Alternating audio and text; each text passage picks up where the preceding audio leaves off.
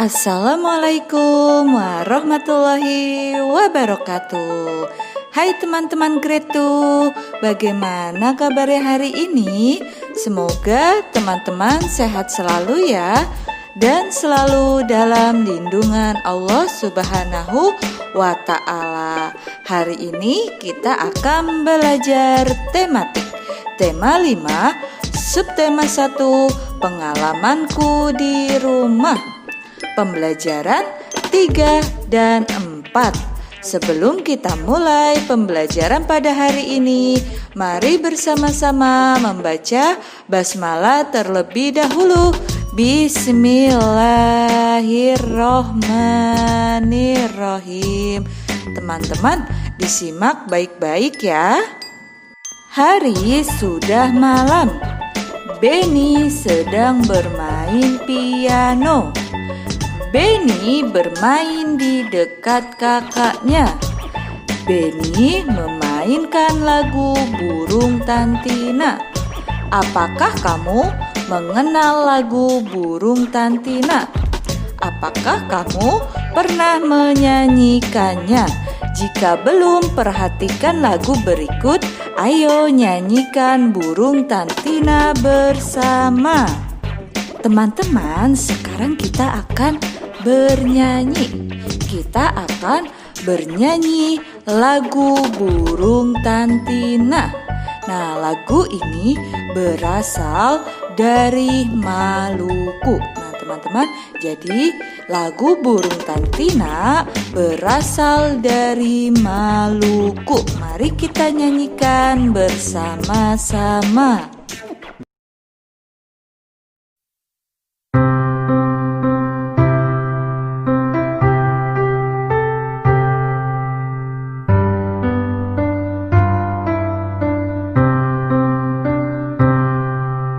Sio Tantina, burung Tantina, mati di panah Raja Nirwana.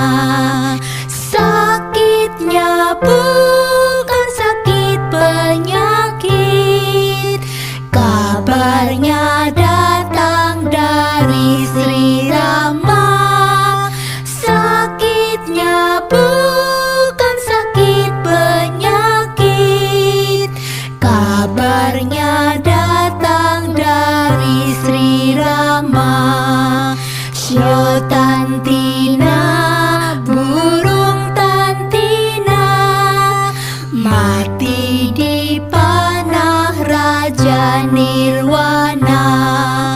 Sio Tantina, burung Tantina, mati di panah Raja Nirwana.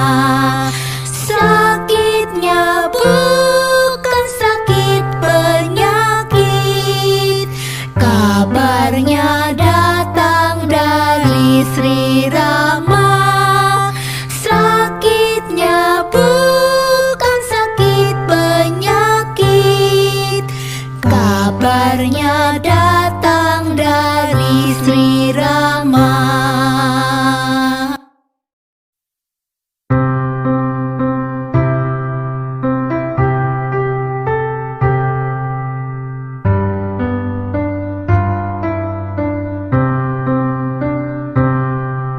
Sio Tantina, burung Tantina, mati di panah Raja Nirwana.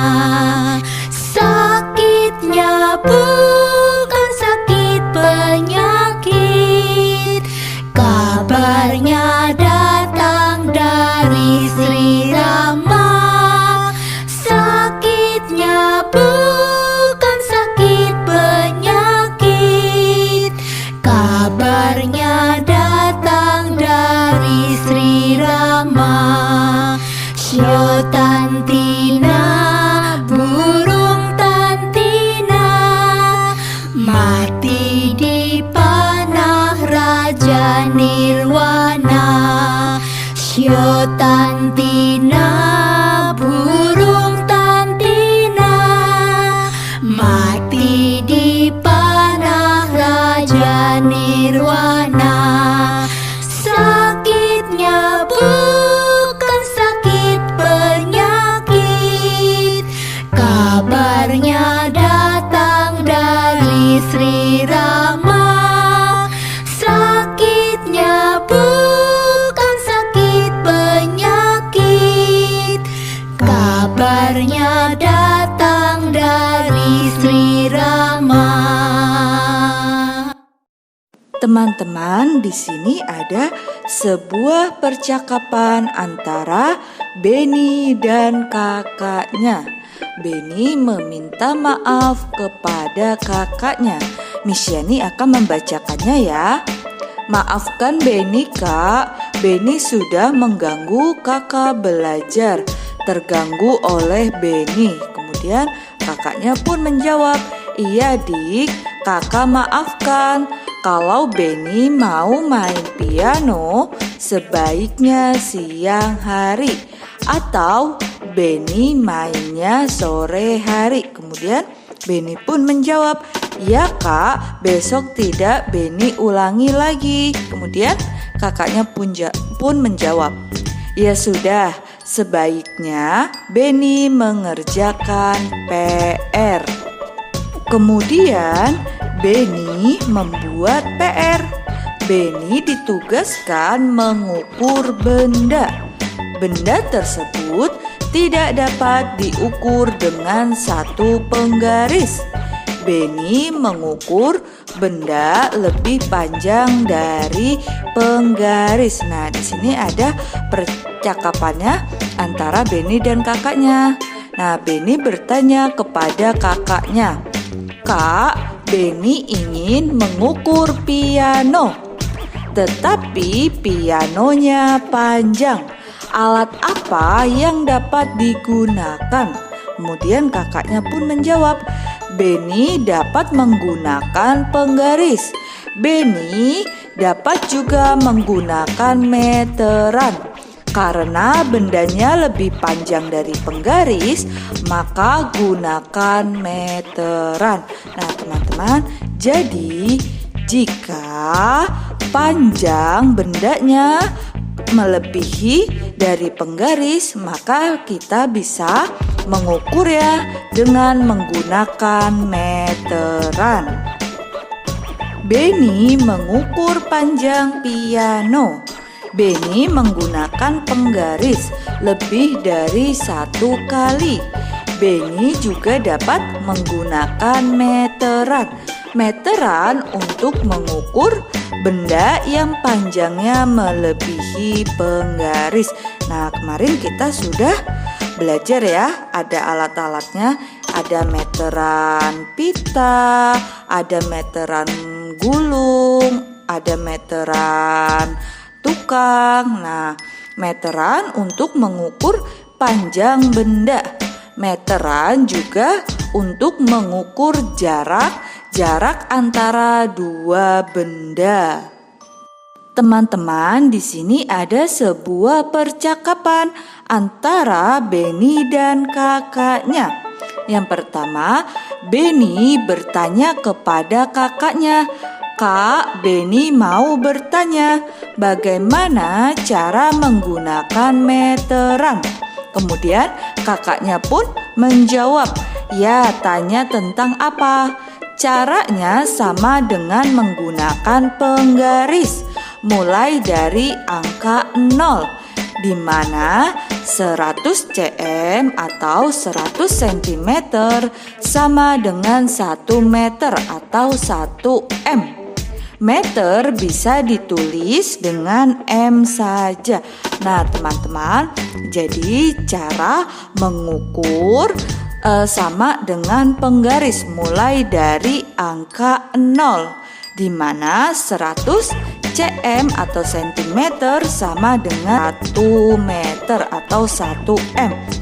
Oh, setiap garis pada meteran sama dengan di penggaris. Kemudian kakaknya pun menjawab, iya benar, garis itu yang digunakan mengukur panjang benda. Coba perhatikan, 1 M sama dengan 100 cm atau 1 meter sama dengan 100 cm. Teman-teman coba diperhatikan di sini. Nah, di sini 1 meter atau 1 M sama dengan 100 cm atau 100 cm. Lalu bagaimana caranya? Perhatikan contoh berikut. Nah, di sini contohnya yaitu 3 meter sama dengan titik-titik cm. Cara yang pertama yaitu kita bisa kalikan, yaitu 3 dikali 100 cm. Hasilnya yaitu 300 cm atau 300 cm.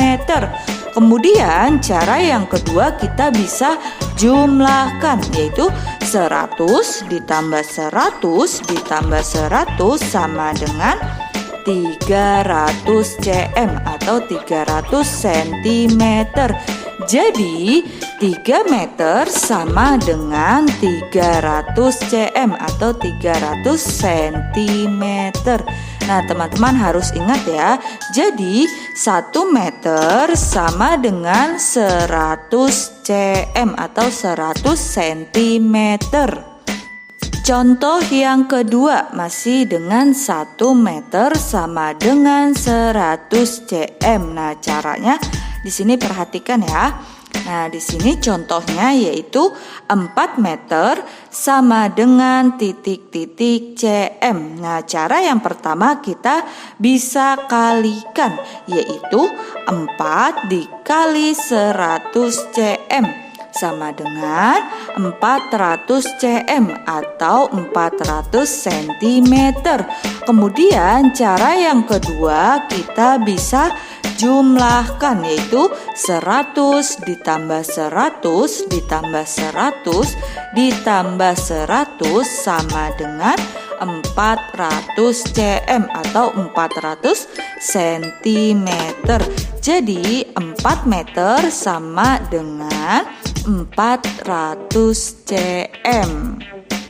Sekarang jika kebalikannya, yaitu 100 cm sama dengan 1 meter. Nah, teman-teman, ini kebalikannya. Jadi 100 cm atau 100 cm sama dengan 1 meter atau 1 m. Nah, contohnya di sini yaitu 300 cm sama dengan titik-titik m. Caranya yaitu kita bagikan, yaitu 300 dibagi 100. Nah, teman-teman, karena di sini nolnya sama-sama 2, jadi kita bisa coret keduanya. Karena 0 dibagi 0 sama dengan 0. Jadi di sini sisa 3 dibagi 1. Jadi 3 dibagi 1 sama dengan 3. Nah, jadi 300 dibagi 100 sama dengan 3M. Jadi 300 cm sama dengan 3M atau 3 meter. Teman-teman, di sini masih dengan kebalikannya, yaitu 100 cm sama dengan 1 meter atau 100 cm sama dengan 1 meter. Contoh yang kedua yaitu 400 cm sama dengan titik-titik M. Caranya yaitu masih sama, yaitu kita bagikan, yaitu 400 dibagi 100. Nah, nolnya kita coret semua karena sama-sama dibagi, nolnya ada 2. Jadi sisa 4 dibagi 1. Jadi 4 dibagi 1 sama dengan 4. Jadi 400 dibagi 100 sama dengan 4. Jadi 400 cm sama dengan 4M atau 4 meter. Oke, teman-teman, di sini ada sebuah percakapan lagi antara Benny dan kakaknya. Nah, Benny bertanya, "Kak, Benny mau bertanya, apa perbedaan puisi dengan bukan puisi?" Kemudian kakaknya pun menjawab, "Ya, silahkan. Puisi ditulis dalam bentuk bait. Bait terdiri atas baris-baris, bukan puisi bila bentuknya paragraf. Banyak barisnya tidak ditentukan. Kemudian kakaknya pun menjawab lagi, pilihan kata dalam puisi kias, padat, dan indah. Nah teman-teman, jadi kalau puisi itu ditulis dalam bentuk bait, bait terdiri atas baris-baris. Kemudian kalau bukan puisi, itu bila bentuknya paragraf, kemudian banyak barisnya tidak ditentukan. Nah, teman-teman, di sini ada sebuah puisi yang berjudul Taman Bungaku. Misyani akan mencontohkannya ya, cara membaca puisinya. Taman Bungaku, karya Nikomang Juniati, SDN 5 Jungatan. Taman bungaku, bila ku pandang hati pun senang. Tamanku cantik, sangatlah menarik. Taman bungaku, berserilah selalu. Jangan pernah kau layu, karena aku kan bersedih-seduh. Oh angin, dari segala rindu, mampirlah ke tamanku. Sebarlah harum bungaku ke segala penjuru. Nah teman-teman, itulah puisi yang berjudul Taman Bungaku karya Nikomang Juniati, SDN 5 Jungatan. Oke teman-teman, di sini ada penjelasan puisi. Yang pertama yaitu puisi adalah sebuah karya sastra bahasa Indonesia yang kata-katanya indah, padat, dan kias. Ciri-ciri puisi menggunakan bahasa yang indah, kias, dan padat. Ditulis dalam bait-bait. Satu bait terdiri dari 4 baris. Cara membaca puisi berbeda dengan membaca kalimat biasa. Kemudian ada 3 hal yang perlu kita perhatikan saat membaca puisi. Yang pertama yaitu artikulasi. Saat membaca puisi, setiap kata yang diucapkan harus jelas dan tidak terburu-buru. Atau pengucapan kata jelas. Kemudian yang kedua yaitu intonasi. Suara jelas, tidak terlalu keras, tapi juga tidak terlalu pelan atau tinggi rendahnya nada saat membaca. Yang ketiga yaitu ekspresi atau artinya yaitu raut wajah sesuai dengan tema puisi yang sedang dibacakan. Nah teman-teman, itulah 3 hal yang perlu kita perhatikan saat membaca puisi. Teman-teman, selanjutnya di sini ada arti kata. Di sini ada 5 kata yang memiliki makna. Yang pertama yaitu ada kata cangkul. Maknanya yaitu cangkul adalah alat untuk menggali dan mengaduk tanah. Kemudian kata yang kedua, siramilah. Maknanya yaitu mencurahkan air. Kemudian yang ketiga ada kata tumbuh. Maknanya yaitu bertambah besar. Kemudian yang keempat yaitu ada bermekaran. Maknanya yaitu mulai berkembang dan menjadi terbuka. Kemudian yang kelima yaitu ada kata berkicau. Maknanya yaitu bunyi burung. Nah teman-teman, bisa diperhatikan kata, gambar ya, dan maknanya sudah ada. Teman-teman, sekarang ayo kita mengamati. Di sini ada percakapan antara Benny dan ayahnya. Benny bertanya kepada ayahnya, "Ayah, apakah nama benda ini?" Kemudian ayahnya pun menjawab, "Benda ini disebut dengan jangka sorong." Kemudian Benny menjawab kembali, "Apa kegunaan benda ini ya?" Kemudian ayahnya menjawab, "Gunanya untuk mengukur benda berbentuk lingkaran seperti mur dan pensil." Nah, teman-teman, jadi jangka sorong ini gunanya untuk mengukur benda yang berbentuk lingkaran seperti mur dan pensil. Teman-teman, sekian penjelasan dari Miss Yani. Sampai di sini, apa teman-teman ada yang ingin ditanyakan atau ada yang belum paham? Jika teman-teman ada yang ingin ditanyakan, boleh tanyakan langsung kepada Miss Yani ya. Sekarang tugasnya yaitu mengerjakan latihan subtema 1 pembelajaran 3 dan 4 halaman 29, 30, 32, dan 35. Kemudian dilanjutkan kembali halaman 40, 41, dan 42.